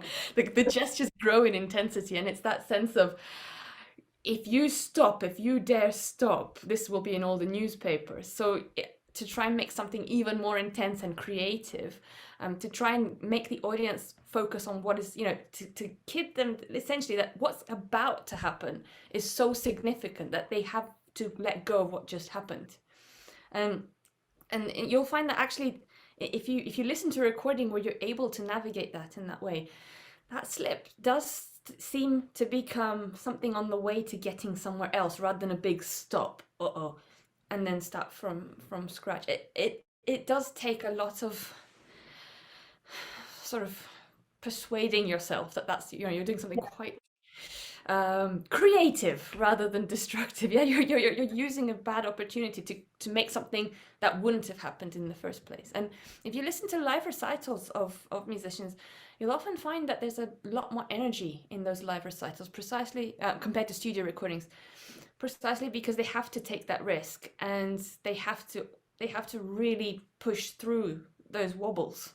And that sort of will to push through, it can't fall apart. I've only got this one moment to say it this one time. That's what creates that excitement in those performances. That's why we're all ultimately drawn to live performance. Somebody is committing themselves to working their way out from A to B without giving up. It's quite something to hold together. And yeah, it's difficult to sort of keep telling yourself, well, the audience is on my side anyway. They want this to go from A to B. Most of them want it to go from A to B. You just have to keep seeing that. And I think every performance, it's not going to ever go away, but it suddenly feels a little bit easier. With that in mind, though, Vicky, I'm a little bit intrigued about this happening at City Lit. Does it happen other places more or less frequently? Like if you were just playing at home for someone? Or not necessarily. Well, not necessarily. Well, I'm just going back to you because you said at City Lit that's what happens. Does it happen in all situations, or is it something about the audience in City Lit that you respect? No, it happens anywhere. I mean, I go to a duos class at Morley, and we have concerts, and the same thing happens. And I went to a piano meetup group last week and played, and I made some completely brand new mistakes I've never made before. And I did find it very difficult to keep going. My concentration really does lapse when that happens. I mean, basically, it's about, it's this underlying fear of making a mistake and being judged, which lies at the root of it. So I think dealing with that is probably the thing to do. I'd say for me, there's nothing special about City Lit. It's just the class I'm in. And so it's the end of term concerts. That's the only place I play. It's every situation. The only thing that the term I wanted to pick up on was the concept of concentration, because I think momentary lapses of concentration are inevitable and sometimes do set one off kilter. To a certain extent, the more you concentrate, the more you think about the musical narrative and what you want to do with the music, the less time you have to think about the fact that you're nervous or you might make a mistake. So in a sense, you want to crowd out all of the nervous thoughts with intense concentration on the music itself. Something I have to say I've never really achieved, but I suspect most performers are doing that a lot of the time. They're not on autopilot in any sense at any moment in the piece, or perhaps they are. You would know, Maria. Do you ever find yourself on autopilot for a short period of time? That's dangerous. I think once you're on autopilot, that's when you're guaranteed things are going to go wrong. That's what I mean about losing that control. As soon as you let your ears of what's going on the keyboard, you aren't trying to build something forward. You're just enjoying what has come before. And it's exactly the same as the thought you said, oh, it's gone really well, I'm bound to mess up. It's exactly the same idea as going off on autopilot. It's that sense of, I'm now looking at back. That's what autopilot is. I'm not driving the music forward. I'm letting the music happen. I'm becoming a step behind that music. I'm becoming a listener. I'm just enjoying it happening. When you're playing, you don't have the luxury of being a listener, and I think that's a very difficult balance to understand in terms of where do we do most of our playing, and even more so during the pandemic, where have we done most of our playing?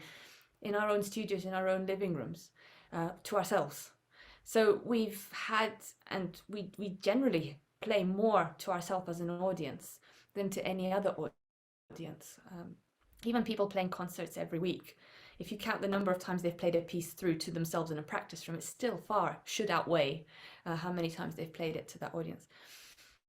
There's something about that change of roles, and I think this is what, Vicky, you're feeling a lot when you go and play for someone. You're sort of being judged.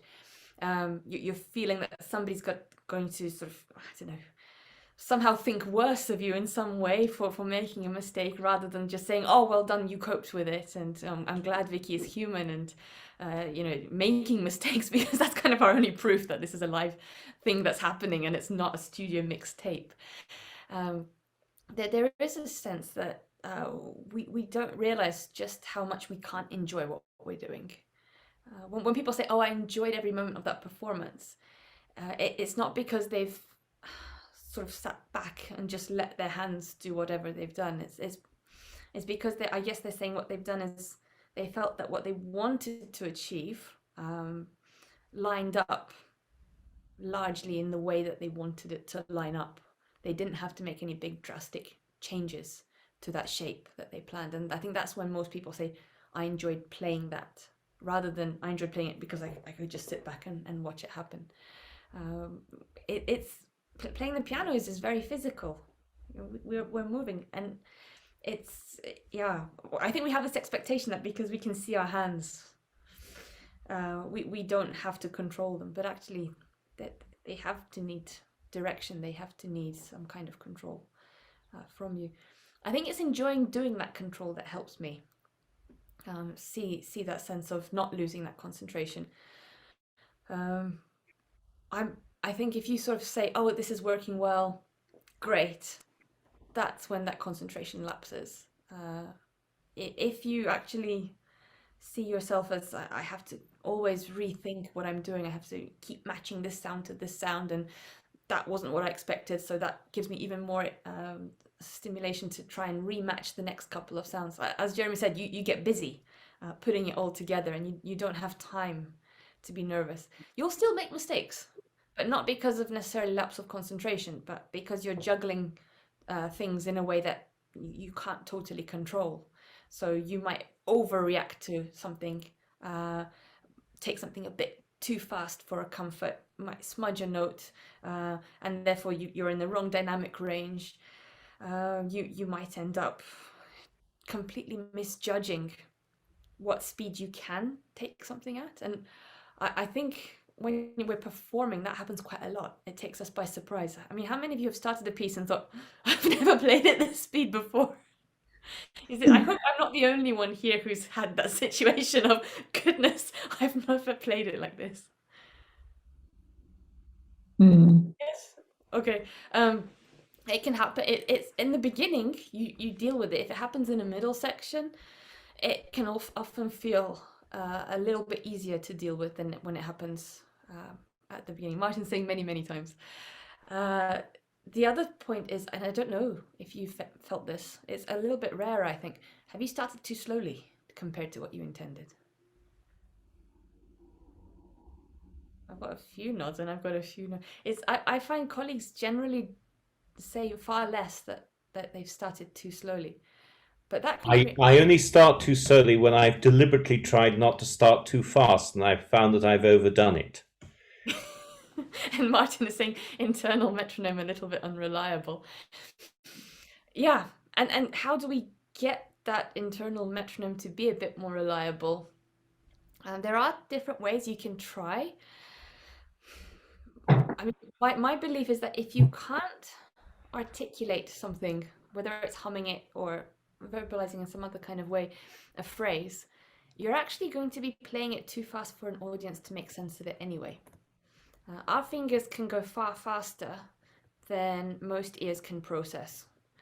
If the jumble of notes that comes out from very fast technique doesn't leave the audience with enough time to appreciate what the pattern you've set for them to play with, it's meaningless and you've lost your audience. And that's when you get them fidgeting, and again, that brings an extra layer of nervousness that they're not connected with you. So I would suggest that the fastest bits in the piece, before you even start, either you mutter them under your breath, or somehow, what speed exactly could you articulate them? And very important is to focus on the groups and the patterns that you create for those.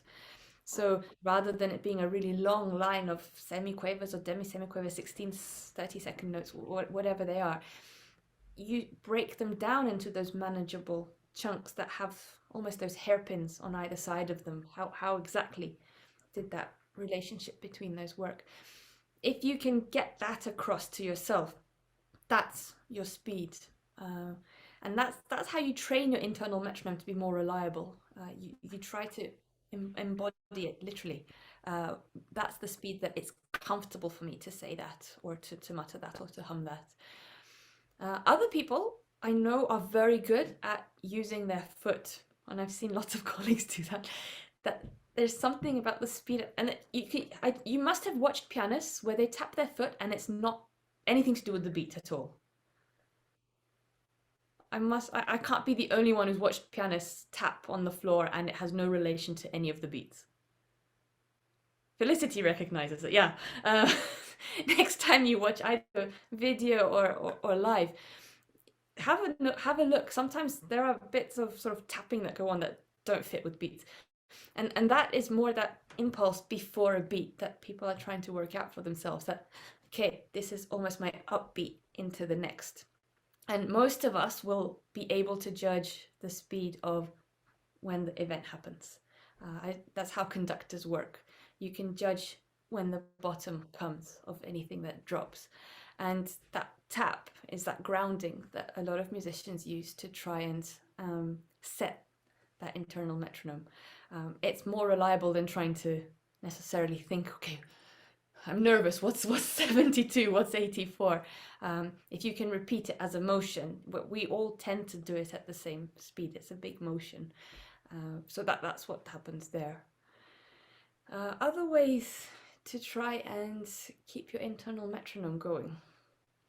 See, I think we're far worse at doing this than people were at the beginning of the 20th century.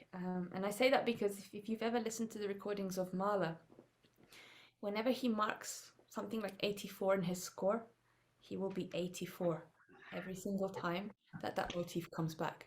If you listen to Rachmaninoff, pretty much the same thing. Every motif within a metronome mark that he writes, not necessarily in the score that you get from Boosey and Hawkes, but in the marked up score that the orchestras use, so something like the Philadelphia Orchestra, where they've got his marked up parts from Leopold Stokowski, he will exactly be playing on his recording that metronome mark that he did. And part of that comes from their professions as orchestral conductors and the way of thinking at that time in terms of connecting large chunks of material. So there used to be a really core Central European way of conducting in which you lined up exposition, so beginning of your piece, and the way that it ends when the material comes back, and it'd be rehearsed together. You wouldn't have lots and lots of rehearsal time. You'd rehearse the outer chunks in one rehearsal slot, and most of the time you wouldn't really rehearse the middle. So you ended up with conductors getting a very clear sense of the connection of the material from the beginning of the piece and the end of the piece. And it helped them build in that metronome. If I ask you, how do you practice? How many of you are going to be very honest and say, I go from beginning to end with going through the middle? Most, some, we can, you don't have to come off. You No. Yeah, you go through the middle, right? What do you mean? You play the beginning, you play the middle, you play the end. No. No? How would you do it? I do that when I finish practicing. So I focus on the difficult bits and on bits that are either passages that are tricky or transitions between passages or whatever. And I quite often might play it through when I've done all that. I don't just start playing it from the beginning and then play it all the way through. And when you work on them, are the passages chronological, or do you mix and match? I quite often do parallel passages. So no, they're not chronological, or just bits that I'm finding very difficult. And I might practice those bits at different speeds with the metronome. The problem happens when I switch the metronome off. Yeah. Oh, that's brilliant to hear. You're much closer then to the Central European conducting tradition of trying to put stuff together. I know from personal experience and lots of colleagues, the way they practice is they've done their work on their first page, and then they choose the difficult bits from the next couple of pages, and then eventually they go up to the end, or they work from the end and go back to the beginning. But what they don't necessarily do is play through the entire beginning thematic section. I don't mean difficult bits, I mean like an entire thematic section, so maybe the first subject or an exposition, and then jump over to the last thematic section. So the repeat of that material. And the reason I'm saying that is because usually it's in the middle of the piece that we get the tempo changes. If you have a spare moment, have a look at your pieces. You'll find that a lot of them start with a tempo. At the end of the piece, you get tempo 1. In the middle of the piece, we usually have a contrasting tempo section. It's very often, we either get meno mosso, poco più mosso, or alla breve, alla marcia. Something usually happens in the middle to that tempo. That's just how we normally create musical narratives. It's an easy way to create attention from an audience. You start with something, then it's either a reflective bit on what you've done, or it's trying to work out something moving forward from what you've done, and then we return to the first idea. This kind of ABA structure is really, really common in classical music, in Western art music. If we practice it that way, we always play the last section having been through the emotions of the middle. And that's the way of practicing that's pretty recent. And in the beginning of the 20th century, people like Mahler, people like Rachmaninoff, Strauss, Vaughan Williams, that would have been quite alien as a way of practicing. They would have always put the outline in first and then practiced the middle section. And that creates a very strong internal metronome because the discipline of hearing the outside structure and not letting the emotions in the middle, the storytelling in the middle, impact that's the solid nature of that structure. That's quite a discipline. And they would have been doing that from a really early age. So when they would have been playing, whether it's a Mozart sonata, whether it's a Chopin etude, they'd be looking for that outside structure. I think the term you'll find if you start reading books and interviews, that's like, I always plan music architectonically, the sense of outside bits, and then the middle can tell stories. And that really does train. If I'm 84 here, whatever happens, I'm back to 84. You listen to modern recordings, you will hardly ever hear that anymore. The exception is there are a couple of recording engineers who bring metronomes to studio recordings, and they will tell you, do you know that your tempo is different? And that's a moment of reckoning for so many musicians making records. They've never realized that they hadn't been matching up those tempos. As an audience, I don't think we're as sensitive to it anymore. We tolerate far more shaping, nuance, far more rubato actually, than people would have done before. I don't know, how else can you make that internal metronome? It's a good question, Martin. Thinking of Madeline's 4 in, 8 out. Actually, breathing, she was mentioning that there's a research centre at the Royal College. I think it's run jointly with Imperial College on performance anxiety. The person who runs it, if you want to find his literature, his name is Aaron Williaman.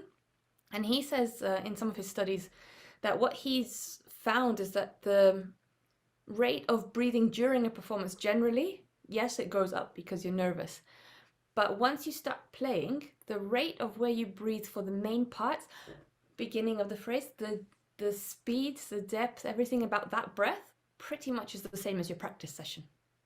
I don't know how he worked that out, but the sense that when you're nervous, the actual breathing as you play, when you're focused on what you're doing, you will do it pretty exactly to your practice session. That's his idea of what an internal metronome is, that you have to try and make those breaths become more significant than focusing on, I've got to start breathing slower. Instead of thinking, I've got to start breathing slower, or I've got to, in a kind of arbitrary sense, I've got to breathe more deeply. If you start thinking, I need to breathe in the same way as my practice session, that was his findings. I think quite recent, a couple of years back, maybe five years or so. He did this experiment at the Royal College of Music. So I don't know if that's useful for finding that internal metronome. You'll have to play around with it. The other idea about performance anxiety. So I'm thinking back to poor Vicky and this idea of, I know that people are judging me and I make mistakes left, right, and center. What do I do about it? And you want something that, okay, here's an answer to it. Do you find that you make the same mistakes and have the same level of nervousness playing to a piece of technology? Because I know you've been doing recorded classes during the pandemic, and you've probably had to upload your stuff rather than play it live, right? Or even if you have played it live, you've done it with a camera. Do you get the same level of nervousness there and for an audience? It's even worse with the camera, because you had the option, if it went wrong, of starting again. Yes. Then if you did that a couple of times, then you'd be condemning yourself to forever starting again. Funny old thing. See, I'm just wondering how that works with this idea of, I'm afraid of being judged, because a camera doesn't judge you. I hope not. No, it wasn't that. It wasn't that. It's just having the chance to redo something. Yes, and actually, it's probably better to commit yourself to not redoing something. In other words, imagining you really were there in front of the class. No, I'm just wondering in terms of how that psychologically works. In terms of, we get nervous for a camera, we also get nervous playing for a live audience. Is it the same kind of nerves? Well, once you've decided, okay, I've got to stop, then that you got so far, and then when next time you try it, are you going to get any further before you stop again, or are you going to go wrong at the same point again and again? I think you work yourself up into a bit of difficulty. So it's going back to losing the concentration and sort of. I think something like that. I mean, Alexandra's in the same class as me, and so we had all the pre-recording and sending things in. I don't know whether Alexandra, whether you had that experience at all.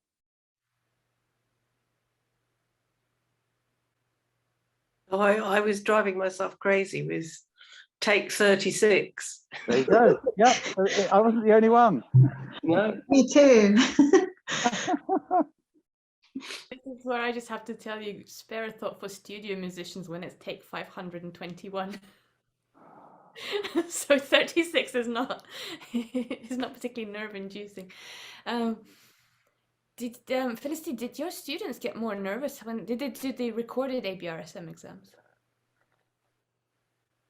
I haven't had any do recorded exams, and we only do face-to-face. None of them are very interested in it. Okay. But I find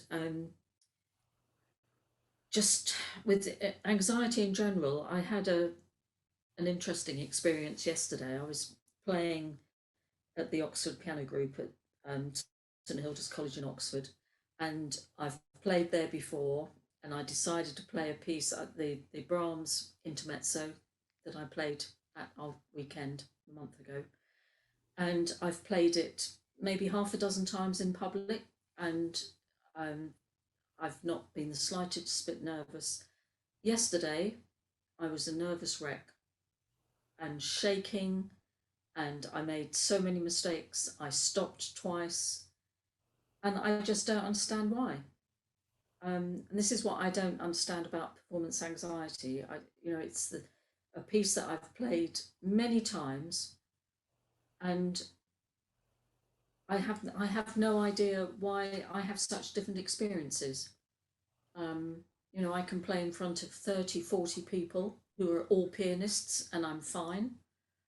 And yesterday it was, I don't know, a dozen of us, maybe a few more people I know. And I was terrified. And I just don't know why it happened.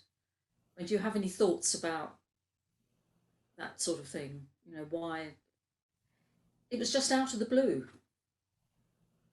I don't think it is out of the blue, though. I think that's what I meant about that. Do you care about the camera judging you or not?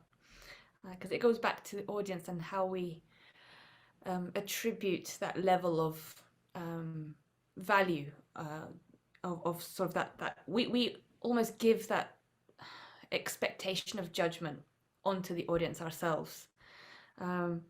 It's, for me, far harder to play for somebody I respect or for a colleague that I know has heard my playing before, especially if they've had nice things to say about something before. It suddenly makes it much harder for me to play. And I think it's because there's a sense of, if you've respected what they've told you and they've given you some thoughts to think about, there's an idea that somehow to show that person that there's a mutual respect, right? You've worked through those thoughts and hopefully they're reflected in your playing. So you add this extra layer of expectation. It no longer just becomes about you and the piece. You've got this other agent in it as well, which is, it's not just me and the piece. It's also whether that person understands that what that person said has filtered through and made something better. And I think that's always difficult to have on your shoulders when you play. So you can play, I mean, some of the easiest concerts to play are in front of thousands of people. I really think that playing for a really large number of people is far, far easier than sometimes playing to that one person or two people or three people. And likewise, when you're doing, I mean, I in terms of technology, if I said to you, all right, I won't feel nervous doing a BBC Three radio broadcast, I'm not lying. As long as I don't know that somebody's listening to it, I'm fine. If I've told someone, oh, it's going to be a live BBC radio broadcast, that's when I get nervous. So I don't tell people if I'm doing a live radio broadcast. I tell them afterwards, oh, it's on BBC Sounds or something like this. I won't tell them because suddenly it's the same room. It's the same microphone. It's the same setup. Physically, it's the same producer sitting there whilst I'm playing and the same porter and the dog going to everybody because the recording is going to start live. But that I've made that connection that actually outside that room, somebody's listening, that I care about what they think. And I find that difficult. And that's, you know, I don't care about the other thousands of people who might be tuning into that broadcast. That doesn't scare me, but it's that connection with those individuals that makes me nervous. And I'm wondering whether if you're playing for a group that you return to frequently, you start building up a relationship and a trust and a mutual respect for each other. And that makes it far more difficult to play actually in front of the room. Oh, it's supportive, but actually, if sometimes it does work the other way around. Vicky, what do you think? Yeah. And I think, yeah, because I just think about the end of term concerts at the City Lit, for example, which it sounds like you all go to, and you probably all have experience of, but there's always an end of term concert. And there's something about, you know, it's the same group of people, although sometimes they do have friends that come, but basically it's the same group of people who, you know, you've played in front of each week and worked on pieces because actually it's a workshop, you know, it's not a performance each week, it's a masterclass workshop. But then suddenly when the class tutor becomes part of the audience and it becomes a concert suddenly, and it just kind of notches up the levels of nerves and anxiety, because these are people who have heard you working on this piece each week, and actually you do know them. We all know each other really well, and I do find it harder to play to people that I know really well than people that I've never seen before. I think this is where we can really work together within within the places that we do perform, is to try and, I mean, you are going to get nervous. I mean, if somebody could work out how not to get nervous, they would have put a paint and on it by now, we would have been able to, get the recipe for it, and everybody would have signed up for it basically. So it looks like it's not going to be a problem that's going to get solved. But I think most of the anxiety does come from caring, and it's a horrible thing to say in today's context, but from caring too much in some ways, and caring too much that you're going to not do something in a way that will make somebody else, upset for you. So I haven't performed as well as I could. I've let someone down, or I've not, the trust that somebody had that what they said would work its way into your playing. Somehow you fractured that trust, and I think we just have to keep emphasizing to ourselves that we're not there to sort of spot failures of people, but we're there to see that growth that you do make, and to try and encourage each other to see that positive side, that actually just by you going and playing in front of me, that is a huge thing that I really appreciate you doing. That vulnerability of whatever happens, it is not something to be scared of, but actually that moment of I'm going to play for you, great. That's all the kind of validation that you need from that group of people, because as you say, Vicky, playing to random people, sometimes the easiest thing in the world, really, really easiest thing in the world. I mean, think of all the people in King's Cross or other places where they've got those pianos. You can just sit and play, and probably best performances ever. No, if you walk past, you can hear all sorts of people play, not a single wrong note, and you sort of wonder if you knew who was listening to you, would they have that same confidence? And I think everybody would have that same crisis. So I think it's more that it's not going to get solved by you as a player. It's only something we can work in within the sort of communities as performers. So in your classes, to really support each other, just take the time to tell each other, whatever happens, happens. I'm happy that you're prepared to share it, and you're going through the same thing that I'm going through when I'm going to play after you. And you try to see that in that positive way. I think open for a couple of questions, but Veronica's going to be looking at the time and going, No, keep on going. This is great. If you guys want to keep on going, I'm here. I mean, if there was a magic cure, I'd share it, but I think we just admit that we're all going to get nervous. Probably for two reasons, essentially. One is lack of practice. That's your fault. You deal with it. And the other one is caring too much. And that is not your fault. That's something that actually just proves that you're very human. And you just have to deal with it as well. So, yeah, there's no easy answer.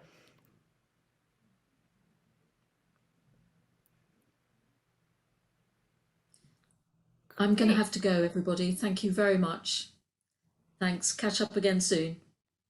Thank you very much for coming. Sorry about the misinformation about the time zone. I think Veronica mentioned to hear the other two colleagues speak.